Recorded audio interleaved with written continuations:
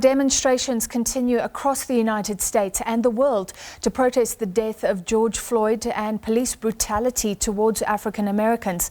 Memorial services will take place in Minnesota, Texas and North Carolina over the next week. The first will be in the city of Minneapolis tonight.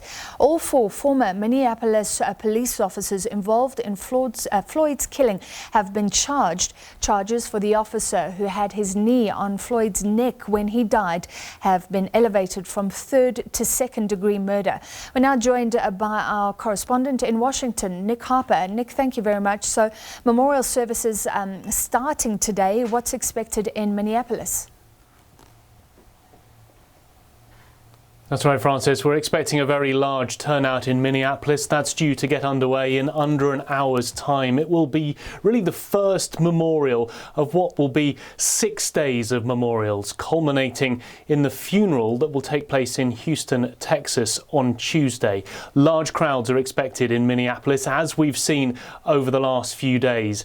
Obviously, the hope is that there won't be any violence, any problems on the scale that has been seen occasionally in some cities, including Minneapolis, over the course of the last 10 days since George Floyd's death. The fact that this memorial is starting at 2 o'clock in the afternoon and will last a couple of hours means that we're unlikely to see any real problems. Instead, this will be a moment for reflection for the people of Minneapolis, for the African American community there and across the nation, and really an opportunity to pay tribute to that man. And it will be, as I said, the start of several days when people will be having that opportunity to look back on his life and pause in amongst all of these protests that we've seen. So more protests overnight. How peaceful were those?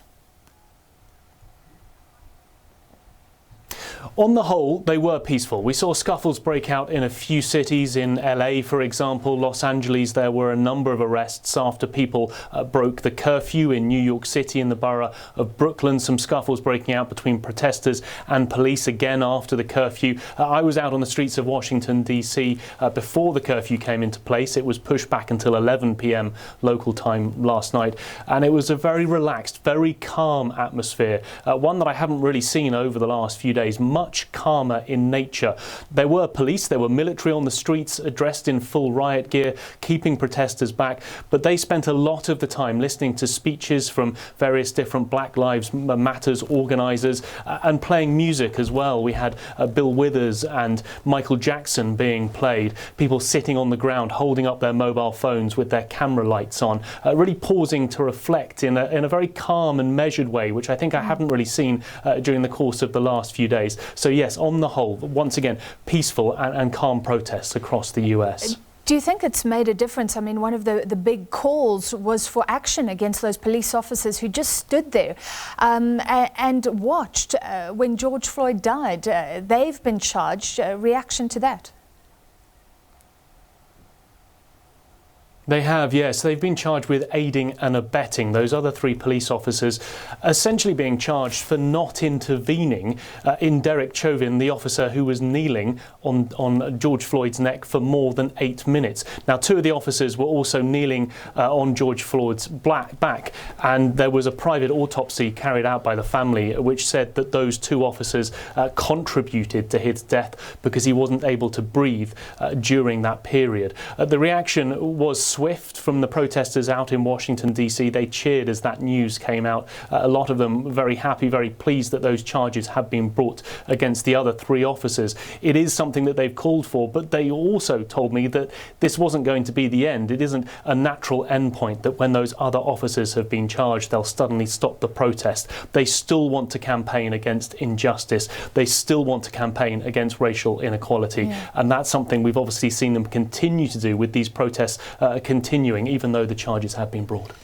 And what reaction to former President Barack Obama speaking about the need for police reform? And he says go out and protest, but also go out and vote.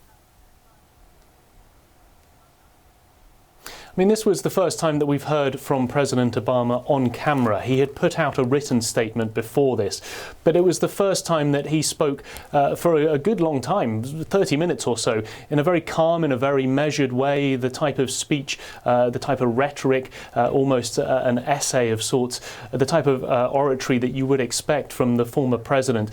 The reaction, I guess, has been quite muted. He didn't really seem to move the needle very much in terms of what he was saying, but essentially pushing protesters not just to focus on what they're doing on the streets, but really to campaign behind the scenes and try and change the dynamics, try and push for police reform. He said that that momentum now should be used to get states and different police forces around the country to look at their police practices and try and make changes, to change things, for example, exactly how they handle suspects, whether they use a knee on the back of their neck. That was allowed under Minneapolis law, although it's not in other states. And President Obama was pushing for that individual reform in individual states to make sure that those sort of mistakes and those sort of restraining tactics are never used again.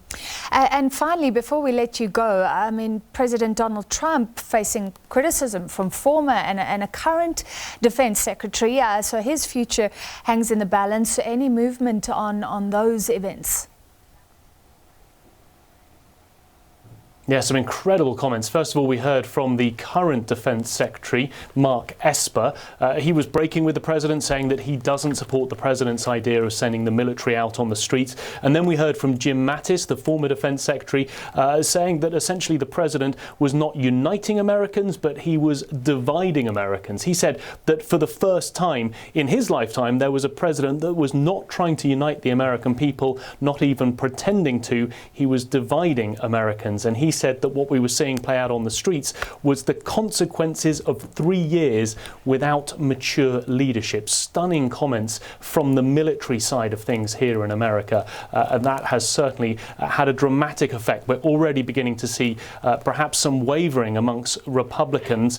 One very prominent senator, a critic of President Trump, I may add, but the senator for Alaska, Lisa Murkowski, has come out within the last hour to say that she is struggling with the idea of voting for Donald Trump in the election in November. He's her boss. He is also in the Republican Party, the same as her, but she is saying that considering what she's seen, she's struggling to defend him and support him when voting time comes in November. All right, let's watch and see if there's more dissent. That was Nick Harper live from Washington, D.C.